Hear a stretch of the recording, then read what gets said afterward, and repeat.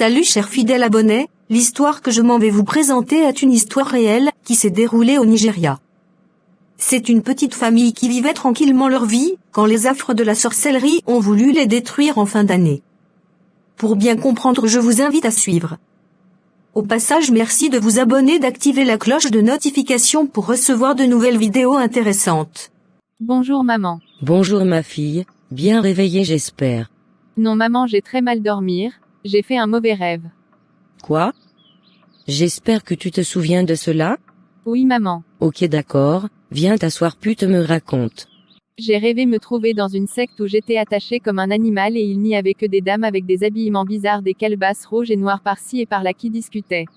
Et il y a une dame qui disait aux autres que je suis sa proie pour le sacrifice de cette fin d'année. Maman, j'ai très peur. Mireille ma fille, c'est un cauchemar, cela serait dû au fait que tu t'es beaucoup amusée hier avant de te coucher, c'est rien de grave. C'est compris maman. Comme aujourd'hui c'est le week-end, je vais t'envoyer au marché et tu iras me faire la provision qu'on utilisera toute la semaine.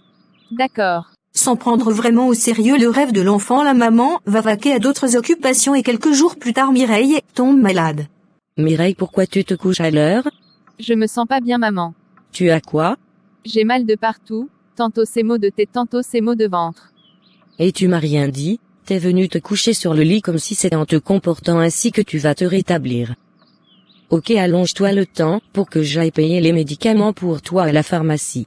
Quelle pharmacie? Celle où on a l'habitude de toujours prendre les comprimés. Ah ok. La maman de Mireille se rend rapidement à la pharmacie pour payer les médicaments. Bonsoir pharmacienne. Bonsoir madame, que puis-je faire pour vous? J'ai ma fille de 16 ans qui est malade, elle souffre de douleurs causées par les maux de tête et de ventre. Je vois, je vais vous prescrire ces médicaments que vous allez acheter. Ok, merci bien.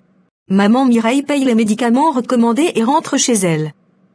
Une fois à la maison, elle part dans la chambre de son enfant pour signaler son retour pour qu'elle puisse venir au salon prendre les médicaments.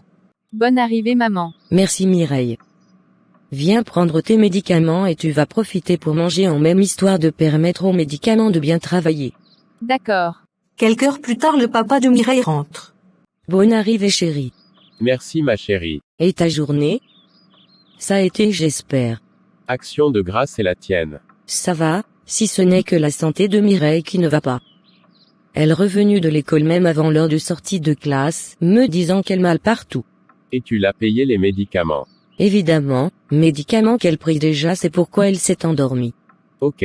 Tu vas prendre ta douche, et puis après on passe à table. D'accord. Quelques jours après, malgré la prise de comprimés par l'enfant, sa santé ne va pas mieux et s'empire plus.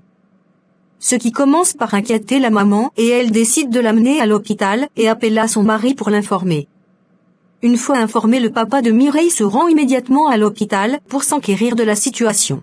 Aussitôt tu m'as appelé, aussitôt je suis venu. Chérie, je commence par avoir peur puisque les médicaments n'ont pas d'effet sur ma fille, sa santé s'aggrave.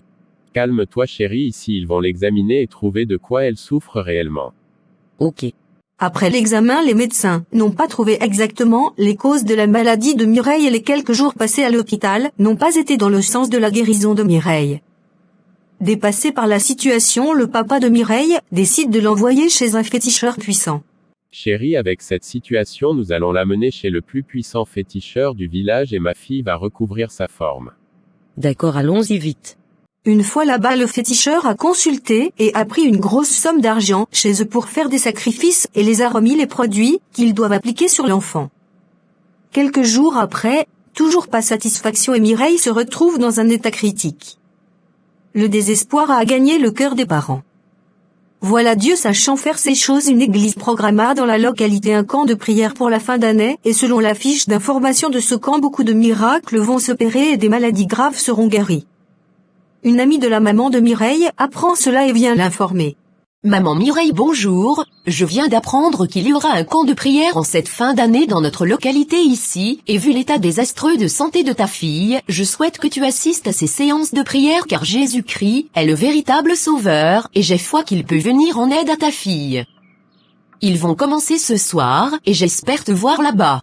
Ok mon ami, ma fille et moi allons venir, t'inquiète même si j'ai plus grand espoir. Le soir, elles se sont rendues au camp de prière, qui est prévu pour durer 7 jours. Dès les premiers jours, Dieu a touché l'enfant et son rétablissement a commencé. Le pasteur qui dirigeait la prière révélait qu'il a une fille que les sorciers ont déjà attachée et qu'ils veulent en faire leur sacrifice de fin d'année. Les parents ont tout essayé déjà et sont découragés, mais le Dieu Tout-Puissant l'a détachée et que l'enfant va retrouver totalement sa santé. Après les 7 jours de prière, Mireille a retrouvé santé et beaucoup de miracles ont été opérés durant chaque prière. Maman Mireille va voir le pasteur pour le remercier. Bonjour pasteur. Bonjour madame. C'est moi la mère de l'enfant qui a été attachée par la sorcellerie et qui a été délivrée par le Seigneur. Ah bon? Que Dieu soit loué. Oui pasteur, ma fille avait fait un rêve avant le démarrage de cette maladie et m'avait raconté cela, mais je n'ai pas cru jusqu'à j'ai même oublié qu'elle m'avait raconté un rêve pareil. Madame, vous n'aurez pas dû banaliser cela, mais rendons grâce que Dieu l'a sauvée des mains de ses forces occultes. Je tiens à vous remercier beaucoup, car nous avons été déjà à l'hôpital et chez les guérisseurs traditionnels. Cela nous a coûté beaucoup mais on n'a pas eu satisfaction. Je vois, avec Jésus-Christ vous n'avez rien à payer. C'est le Dieu Tout-Puissant qui donne l'espoir, quand l'homme croit que c'est plus possible.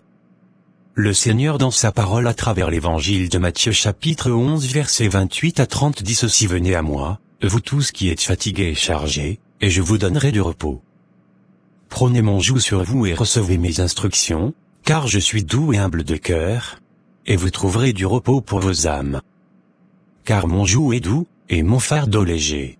Moi j'ai pu le constater déjà et je veux adorer ce Dieu avec ma petite famille pasteur. Nous sommes en train d'ouvrir une église ici dans votre localité, vous n'aurez qu'à venir assister au culte chaque dimanche. D'accord pasteur, je vais demander à partir. Ok madame. Prenez soin de vous et de votre fille. Merci pasteur. Chers abonnés, nous voici à la fin de cette histoire réelle. Nous vous remercions de l'avoir suivi.